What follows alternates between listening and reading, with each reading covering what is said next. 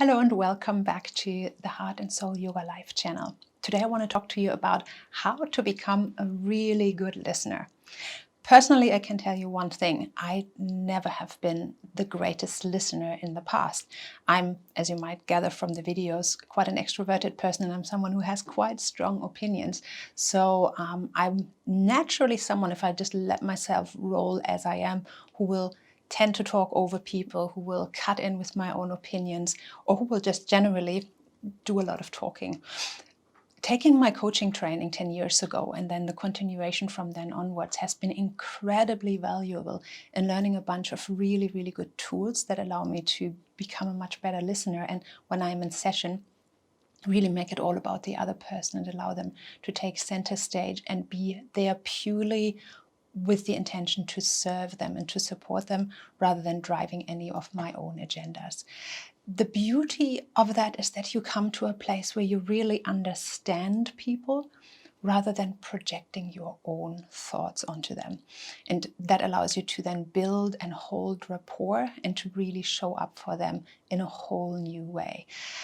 The point of that is, first of all, you really get the other person and you understand their motivations, you understand their ideas, which allows you to really take a deep dive into who they are as a person. And secondly, it allows them to feel really, really appreciated, to feel loved, to be heard in an amazing way.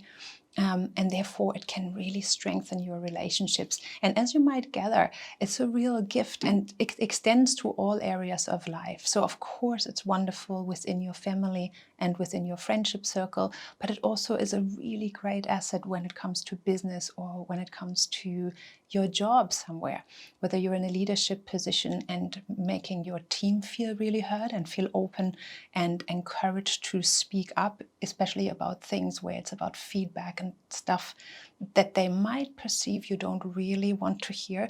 Creating a culture of being able to open up and trust it is amazing. But also when it comes to, say, your teenagers, your children, and being there for them. Personally, I have a 17-year-old at home, and he recently came to me and said, well, I think I'm one of the few people my age who actually really like their parents and who really love talking. And we talk about deep stuff most days. And I really consider this an incredible gift and privilege that my son wants to talk to me. I think a lot of it is based on advice that a friend gave me once, an older friend of mine who has 4 children, and he's actually a guy. And he said to me, above anything, when kids hit teenage, be the safe person for them to talk to, be the safe person for them to call, even in the middle of the night, even if they've done something stupid, if they should ever, for example, try out drugs. You can't be sure that they won't these days. Or if they are at a party they weren't allowed to go to and they have the choice of either calling you or getting in the car with another friend who might have been drinking or might have taken drugs to drive home unseen. You want to be the person for them that they feel safe to call without immediately getting a big drama and big anger, feeling that they can trust you enough that you will show up for them without them getting into massive trouble. And that advice is some of the best parenting advice I've ever gotten, and I've really done my best with all my faults and flaws to show up for my son in that way. And it's being honored, at least up until this point, by him being really willing and able to share with me. So how do you do this? What are the coaches and the mom's tools to allow yourself to truly show up as a great listener for the other person? Number 1, shut up. It sounds really simple, but the truth is that when we are in an engaged conversation, when we are with someone, it's fairly natural to have this back and forth, this ebb and flow of conversation. If you want to prioritize being a great listener, really make a conscious effort, as much as it may be hard in the moment, to quieten yourself down and wait. And then wait even more. And then wait even more. Especially for us as women, we are very interactive in our conversations. When we are talking to men, whether that's a young teenage boy or whether that's an adult man, it is often that when we interrupt them by adding our own thoughts, that they get discouraged from continuing to talk. And when they pause then, it's almost like a natural impulse for us to follow up and continue the talking. One thing I learned from a guest that I had here recently, Alison Armstrong. She's an amazing researcher into male and female and masculine and feminine dynamics.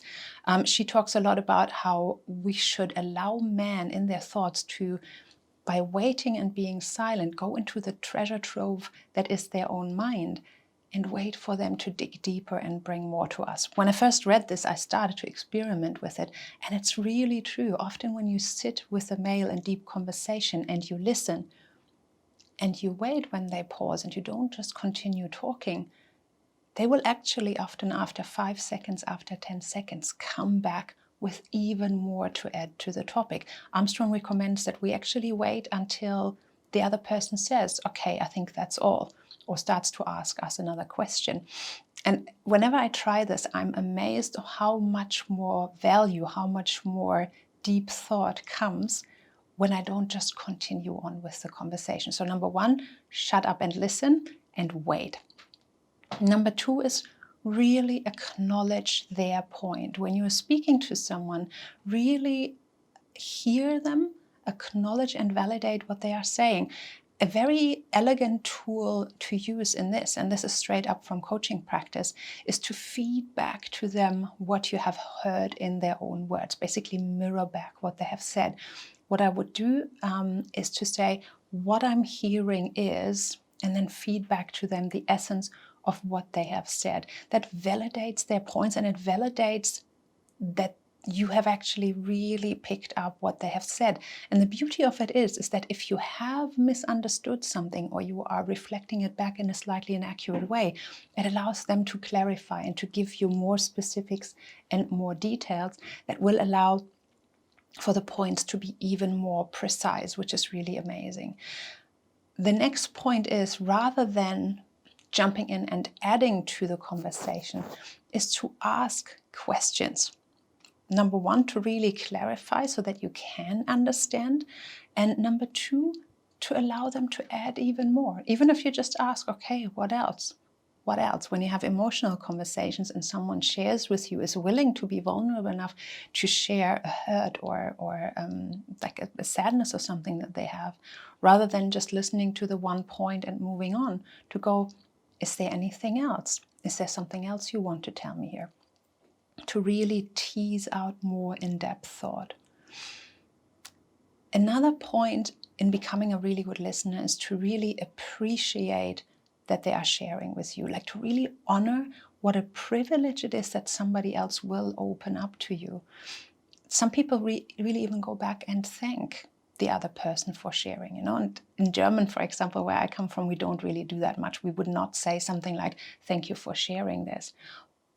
But the more I do it and the more I hear other people doing that for me, the more I've come to really appreciate that it's nice to say something like this, and to really sit in the fact that it's not a given that someone will be open and honest and potentially vulnerable with you, but that it's a gift that they are giving you, and that it's like something they're extending towards you that you can't take for granted. So really acknowledge when somebody is willing and able to show up in that way with you. Really important also is to not judge, to not immediately put your opinion over what it is that they are saying. It's easy, especially when it comes to difficult topics, to have an opinion and just jump in and go, yeah, but what about this? Yeah, but what about that? And that can really squash someone down and prevent them from feeling open and free to share more, because essentially what you're doing in that moment, you're making it about you rather than just being open and receptive towards them. Especially when you go, yeah, but, you are with the but, with that little tiny little word but, disregarding what they have said before and invalidating what they have said before. So what you want to do, if at all you need to add something, acknowledge with a yes. Yes, because that is their reality. And then say and. Yes, and also, have you considered such and such? that allows you to add to the point that they have made without invalidating the previous sentence. It's maybe not as intuitive, but it's much more respectful towards their point. Again, if you can't just continue listening, asking more questions, and you need to make your point. The next one is you can ask someone, especially in a difficult conversation when it's about them, about problems that they are dealing with, how they would like you to show up. You can straight up ask, who do you want me to be for you here today? As a coach, I will offer them, hey, if you want me to just be a sounding board, I can just be here and listen and be empathetic without making suggestions. If you want, I can show up as the coach. I can even show up as the devil's advocate and put all the arguments that would go against what you are saying so you can strengthen your muscle and clarify your own point. I can just be a friend and really take sides with you, or I can go against it and hold the other position, especially when it's in a relationship challenge. So rather than assuming who they want us to be, for example, assuming they want our opinion, assuming they want solutions, just ask what they need from you. If they need the friend, if they need the advisor, if they need the devil's advocate, and roll with that. Really coming from a place of serving and supporting the other person rather than it being in any way, shape or form about you.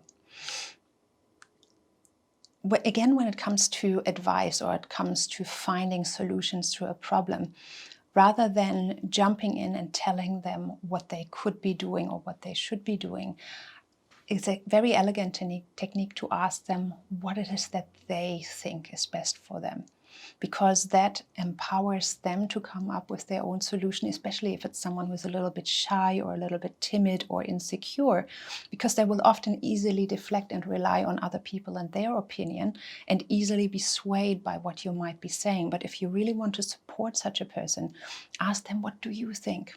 What do you feel? What is your sense here? What is right or what is wrong for you? Right? So empower them by asking questions. If you feel the need to interrupt, like if somebody, for example, is going into a lot of detail and a lot of story and you don't feel that that's really serving them, you can ask them for their permission to interrupt them. This is something a coach will also do in the beginning of every conversation, because what we need to do professionally is stop people from going into lots and lots of details, pulling them back from that to keep them on track with where they want to go. In some conversations that might be worthwhile, in some personal conversations it might not so much. But when I feel that is the right thing to do, I will always ask their permission to interrupt them rather than assuming that that's okay. Next point is show empathy. So when somebody is there and, for example, gets emotional, acknowledge that. Don't shy away from emotions in a conversation. Don't shy away from really holding the space for them to fully express what's going on for them. There's plenty of people out there who are uncomfortable when somebody tears up, or are uncomfortable when someone gets really emotional, maybe angry. It is, again, a really big gift that you can give someone to just be there and be present and be 100% in your heart rather than in your head, and be there for them and hold that space and really feel what they are feeling and allow yourself to even affirm that sometimes, like, yeah, I can hear that this must be really, really hard for you. Without needing to immediately make it better. Like, a lot of people have that immediate intention to make it better, to make them feel right again, or talk people out, for example, of crying or feeling really emotionally upset. And that can be very icky when you're on the receiving end of that. I trust that you've been in a situation where somebody has done that to you, and it is very invalidating, and it feels like the other person doesn't want you to be authentic with them because they are not comfortable with how you are. So giving them that gift of really being in a stage of pure empathy and holding that space is an incredible gift for them. Another important point that's easy to forget is you need to prove yourself worthy of their trust. And this, again, is worthwhile both in business and when it comes to work, as it is in your personal and private relationships, particularly with your own children. Be worthy of their trust. Hold confidentiality. Don't talk behind their back. don't share ideas when it's in a business setting. Don't share ideas that somebody has confided in with you with other people. Make really sure that you are honoring on a very deep level that the other person has been willing and forthcoming and has included you into their circle. So make sure that you are this.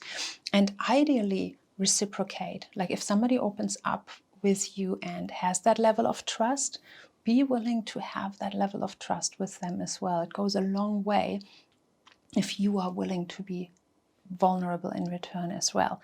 Again, that might not be in this particular one conversation, because if you are a great listener, you will be able to make it all about them. But in other conversations, it might be great if you are willing and able to go deep as well, rather than staying on the surface level where it's comfortable and nice and detached.